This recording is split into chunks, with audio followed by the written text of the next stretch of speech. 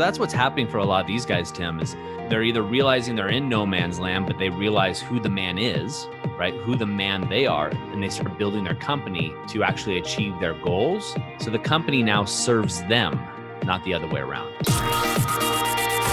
Hello, everyone, and welcome to another episode of The Powerful Man Show. I am your host, Doug Holt, with my co-host and founder, Tim, the Powerful Man Matthews. What's going on, brother? Yo, I am bunged up, as you can probably tell. I'm doing good, feel a bit tired, juggling a lot, and loving life. Bunged up. Bunged up's not a term we use in the States. Is so it I know not? what's going on with you. Yeah, so it kind of means, well, just when your sinuses are blocked and whatever else. It's been going on for a few weeks, so I'm getting my bloods done. It's cool. Someone sent me a test through called Dirty Genes. So it's going to look at my genes and some other bits and pieces as well. So, yeah, I'm really interested to figure out what this is, whether maybe it's a food intolerance, maybe it's something in the house, maybe it's you. I don't know what it is, but I'm looking forward to figuring it out. Awesome. Well, talk about looking forward to figuring things out. Tim, I had a great call with the guys in the Brotherhood today. What we're going over today is very applicable to a lot of the men that listen to this podcast. We were talking about how to scale and effectively build your business to take you out of it. Now, a lot of you that are listening to this might be business owners. And if you are, this is going to probably sound very familiar to you. And you'll understand this. And if you're looking to grow your business and you haven't been able to, well, this will definitely sound familiar to you. So what we want to talk about, Tim, we've talked about this before, is no man's land, or what we call no man's land, and how to get out of it.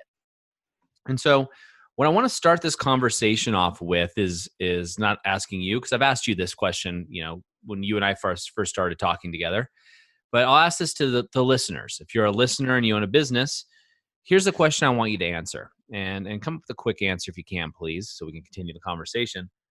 How much are you worth? In other words, how much would it cost to replace you?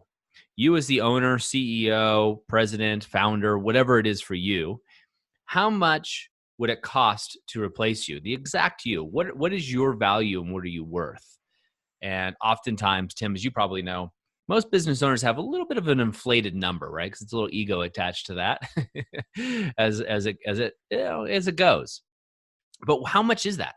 If we went out to the marketplace and I wanted to replace you, right, into my business or into your business to run it, and all the hours and time you put into it and all those things that you do, what is that value? What's it worth? If we were to give you a salary that really reflects the work you do in today's environment, what would it be? And so once you've answered that question, now I want to know is, do you have that money available in your business to hire somebody else so you can step out? Right? So let's just say, for example, you said it's $150,000 or pounds or euros or whatever it may be in the currency that you're listening to this. Now, do you have that free flow cash in your business to pay somebody that price point? If you don't, if the answer is no, then you're in, Tim, what we call no man's land, right? You're in a position in your business that your business can't effectively run without you working in your business. You're effectively an employee of your own company. You've built a great job, not a great business. And so that's what we talk about with no man's land and building yourself into no man's land. You've essentially created a job for yourself and probably a job for a lot of other people who get compensated their value or they wouldn't be with you, but yet you don't get compensated your true value and or you can't be paid and bring someone to replace you. So therefore you become a slave to your own business. So I have a question on this, Doug, because we see it so often, right? When the guys go through the alpha reset, go into the Brotherhood, they're in there for a few months, and things really start to take off. All of a sudden, business transforms, or what it seems like all of a sudden. Now, obviously, I know the answer as to why. Well, I think I do anyway. As to why that is, or at least a major part of why I think that is. But, for the listeners, why do you think that is? Because the scenario you've just described there, in my opinion, is very familiar to where a lot of men are when they come into the activation method. They have these companies, they're making money, and even if they do, pay themselves well, they are either not paying themselves to the level that they really ought to be getting paid, to the level that they'd have to pay someone to come in and do that job.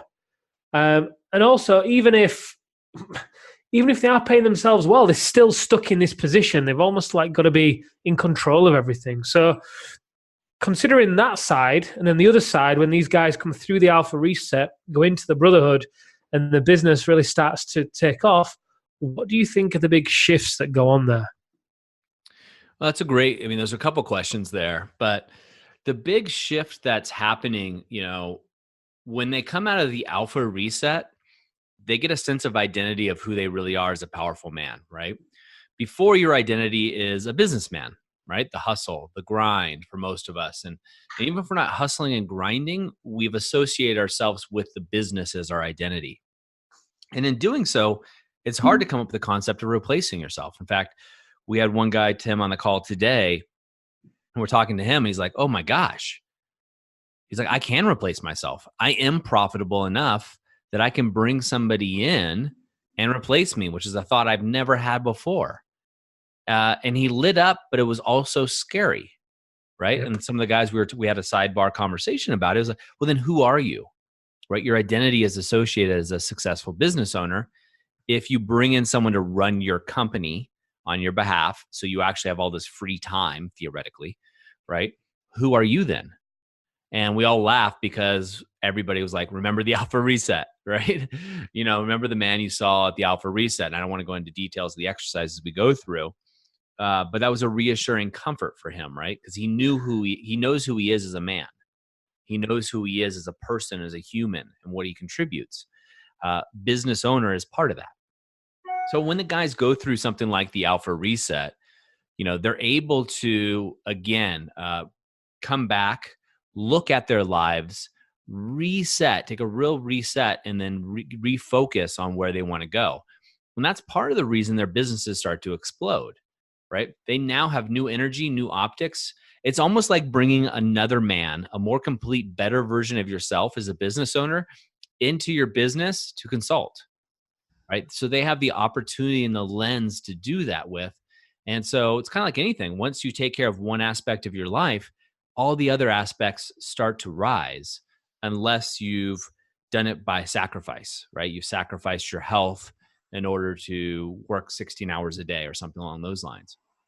So that's what's happening for a lot of these guys, Tim, is, they're either realizing they're in no man's land, but they realize who the man is, right? Who the man they are is, and they start building their company to actually achieve their goals. So the company now serves them, not the other way around. Yeah, I understand why this guy looked so shocked, because it can be a tricky position to be in, being in a position whereby you're almost going to replace yourself in something that's almost been your life's work. And for some guys, they go and hide out in business and use it as a way to distract from the other problems in their life. I used to do that. I think you've been there as well. Oh, yeah. Yeah. So, for some people, even the guys, let's say, I'm thinking right now of guys that may be out there listening to this, haven't been through the activation method, are profitable enough to replace themselves in their company, but, are hesitant to do that because as you're listening to this, the idea of replacing yourself means, holy crap, I'm not going to be needed to be in there, which means I'm going to have to then address these other areas. It's almost like this fear of being found out, right?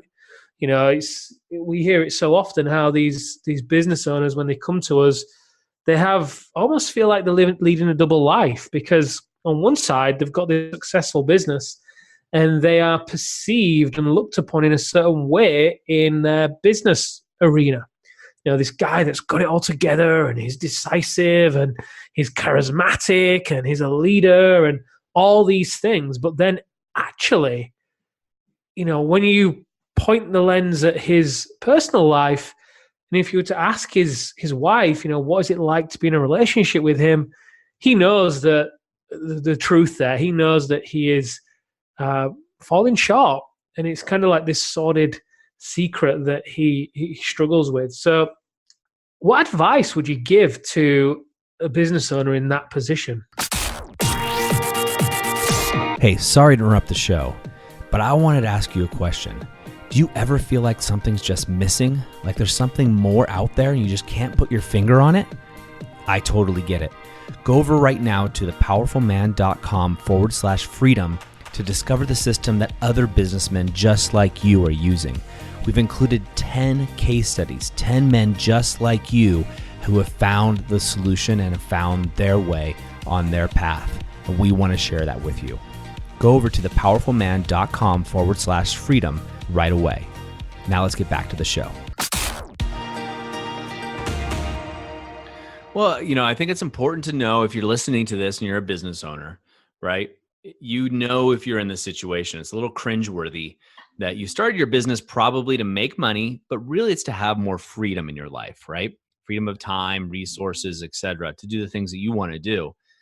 And chances are you found yourself with a job, right? You're a little bit more of a slave to your business rather than free. So for example, if I ask you, can you take a month off right now? Will your company run just as well without you? And if the answer is no, then you got a job, right? You got a job. You got a job that needs to be run. And so I think that's an important thing to realize. The first thing, as we say almost always, is you have to identify where you're at. And once you've identified where you're at, now you have optics to make a change and make a shift. And these are things that people drift in and out, and I can drift in and out of this all the time, Tim. But the next thing to do is start to write down all the things that you do on a day-to-day basis. What are those things that you're doing, right? And then once you've looked at that list, and this list should take at least a week, and it should be comprehensive. You want to write down everything you're doing. So for me, recording podcasts, with Tim, 20 to 30 minutes, etc. What are those things that I do? But I'm also doing other things before the podcast and after it to make this work for us. So you want to write those things down. And then we want to go through an equation, Tim. There's the equation that I use so often, and I'm going to add a couple things to it. First of all, can this be eliminated? Yes or no? These are all yes or no questions. Yes or no. If it can be eliminated, eliminate it. If it can't, we move on to question number 2. Can this be delegated? Can it be automated? Right? Yes or no? Like a chat bot for marketing, frequently asked questions, email whatever it may be. Can it be automated? Third question, if the answer is no to that, can't be automated, then can it be delegated? Again, a yes-no situation here. Is there somebody else on my team or somebody I can outsource or, a partner or somebody else that can do this as well, if not better than me for the same price roughly, right? And again, you can delegate it, then do so, right? Get it off your plate because you're the owner as an entrepreneur and the owner. Your time is better spent other places, most likely. And then another question we want to take it a step further, Tim, is we want to look at this is if it's still on your plate, right? Can't be eliminated, can't be automated, cannot be delegated. Then the question you want to ask yourself is, does this feel heavy or does it feel light? Said another way, do I enjoy this or do I not? Does it fill me up? Does it drain energy? Does it give me more? If it drains energy or feels heavy, we want to highlight that item and find a way to get that off your plate as soon as possible. These are tasks that aren't filling you up. They're not tasks that you're going to be doing really well to your highest level. And so we want to get rid of those things as soon as possible. And then the last step we want to do is look at the rest of the items. And are these items that I'm working on things that actually really move the needle, or am I being busy? Now, all too often, Tim, this is a trap that I fall in a lot, right? And you and I have been doing the work for decades, but still, we're human. We're not perfect by any means. And so I can get used to the rhythm of being in my home office or going to the outside office.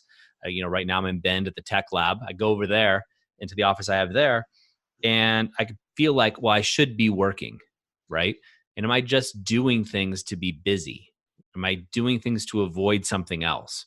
Or am I doing things just because I think I should be doing them versus things that really move the needle? And so these 5 questions of the scenario really significantly lets you know where you're at and gives you optics around the situation. Now, I'll throw in a 6th one is I think the 6th one is once you go through this process or while you're going through this process, you need to really reset. You need to reclaim and reset, right? You need to figure out where it is you want to go, but reset yourself because it's time to upgrade your software, right? I just upgraded the new iPhone, iOS software, and it's actually pretty cool things you can do. I'm upgrading apps on a daily basis on my phone. But as a business owner, let me ask you this. How often are you upgrading your methodologies, your thought process? You're only going to grow your company as far as your mental level, right? As far as your own development.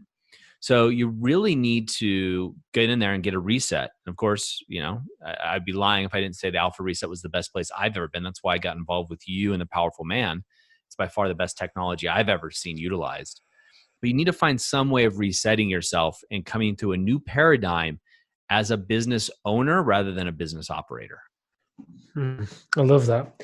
And I'm so excited for 4 weeks' time. There's another Alpha Reset going down. I'm really, this time, I kind of get a little bit annoying with Amelia because I'm so excited about the guys coming. I'm like, oh, I wonder what's going to happen. What are the changes that we're going to see? Because as you know, we have seen some mind-blowing transformations.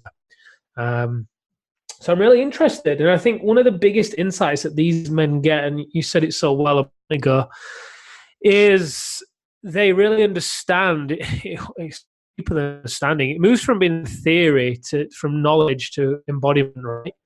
They understand the importance of organizing their territories in the way that we do it, which is, it's all about territory, oneself, then health, relationships, and so on. Whereas for most of their life, they've been putting business as number one and wealth as number two. And if they have anything left at the end of the day, then it's relationships. And if they've got anything left after that, which they barely have anything for relationships, but if they do have anything left, then, it goes into their health or themselves. But, when the guys actually shift from knowing this logically to actually being it and experiencing it, that's when their identity, like you said, shifts. And it's like Einstein said, I love this quote from Einstein, a problem cannot be solved at the same level of thinking that created it. So therefore, if you are in no man's land, maybe you're cycling through the 5 agonies of greed, anger, shame, loneliness, uncertainty, then a great place to look is at what's at your foundation. And your identity feeds directly into that. If you continue to try and get out of no man's land, in my opinion anyway, if you try and get out of no man's land by purely going at it from a business angle, you're more, well, I'll just say it how it is. There's no experience, you're going to struggle because it's just that there's a smarter way to do it, and that smarter way would be what you're talking about there, Doug, for sure. Oh, yeah. Multi-pronged approaches are always the best, but you need to reset and reclaim, right? We talk about that. Reset, reclaim, move forward with passion, right? In a positive direction. And as a business owner, as a business leader, you just need to constantly be doing that.